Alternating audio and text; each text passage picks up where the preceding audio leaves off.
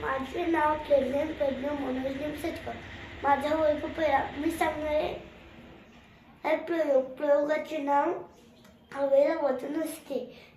तर इथे आपण हवेला वजन असते हा प्रयोग सिद्ध करण्यासाठी इथे आपण एखादी दोन फुगे आणि धाग्याचा वापर केलेला आहे. यांनी आपण तराजूचे डिझाईन बनवलेले आहे.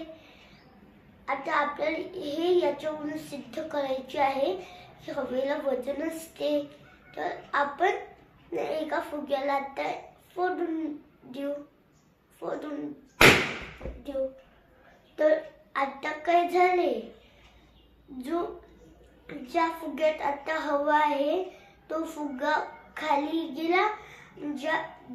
जो फुगा आपण फोडला तो फुगा वरती गेला. यावरून हे सिद्ध होते की हवेला वजन असते. धन्यवाद.